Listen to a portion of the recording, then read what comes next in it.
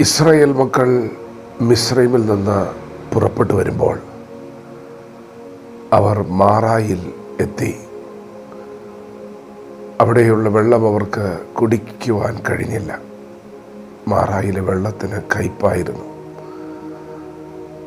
ദൈവം അവരോട് കരുണ കാണിച്ചു, മാറായെ മധുരമാക്കി. എന്നാൽ അവിടെ വെച്ച് ദൈവം അവർക്ക് ചട്ടങ്ങളും പ്രമാണങ്ങളും ഒക്കെ കൊടുത്തു.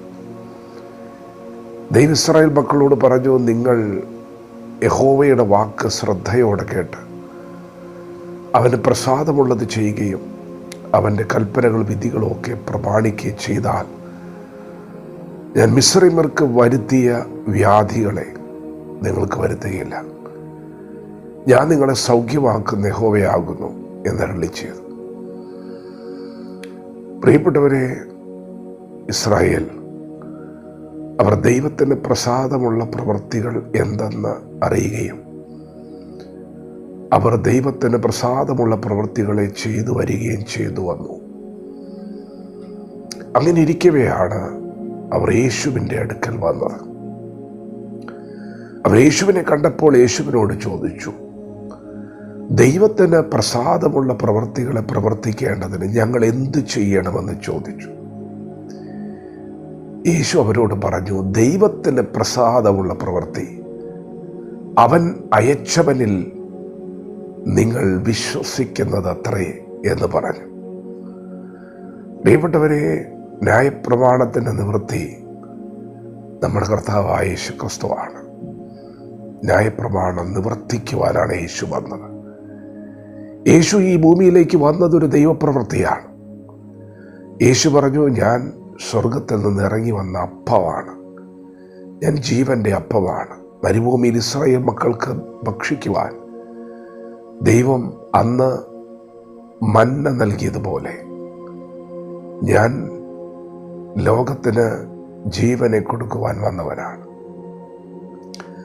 നിങ്ങൾ എന്ത് ചെയ്യണം? നിങ്ങൾ എന്തെങ്കിലും ഒരു പ്രവൃത്തി ചെയ്യണമെന്നല്ല, ദൈവം ചെയ്തിരിക്കുന്ന പ്രവൃത്തിയെ നിങ്ങൾ വിശ്വസിക്കണം. അങ്ങനെ വിശ്വസിച്ചാൽ ഞാൻ നിങ്ങളെ സൗഖ്യമാക്കുന്ന യഹോവയാകും. വിശ്വസിക്കണം. യേശു കർത്താവ് നമ്മുടെ പാപത്തെ ചുമന്നു.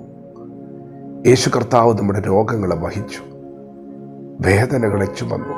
യേശുവിൻ്റെ അടിപ്പിണരുകളാൽ നമുക്ക് സൗഖ്യം വന്നിരിക്കുന്നു.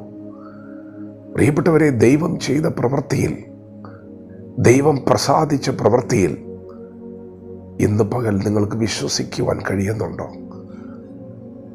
നാം എന്താണ് ചെയ്യേണ്ടത്? നാം വിശ്വസിക്കണം. നമ്മെ രക്ഷിക്കുവാൻ രക്ഷകൻ വന്നു.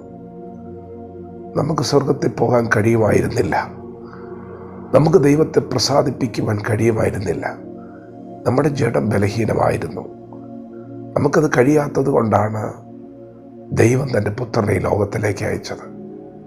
ദൈവം തന്നെ നമ്മെ രക്ഷിക്കുവാൻ മുൻകൈ എടുത്തത്. അങ്ങനെയെങ്കിൽ ഇന്ന് പകൽക്കാലം ദൈവത്തെ വിശ്വസിക്കുക, വചനത്തെ വിശ്വസിക്കുക, യേശു ചെയ്ത പ്രവൃത്തിയെ വിശ്വസിക്കുക. വിശ്വസിക്കുന്നവരുടെ മേൽ വ്യാപരിക്കുന്ന ദൈവശക്തി സൗഖ്യമായി, രക്ഷയായി, ജീവനായി, ആശ്വാസമായി നിങ്ങളിൽ വ്യാപരിക്കുന്നു. വചനത്തോട് പ്രതികരിക്കാം. ദൈവം നമ്മെ ഓരോരുത്തരും ഈ പകൽ അനുഗ്രഹിക്കുമാറാകട്ടെ. ആമേൻ.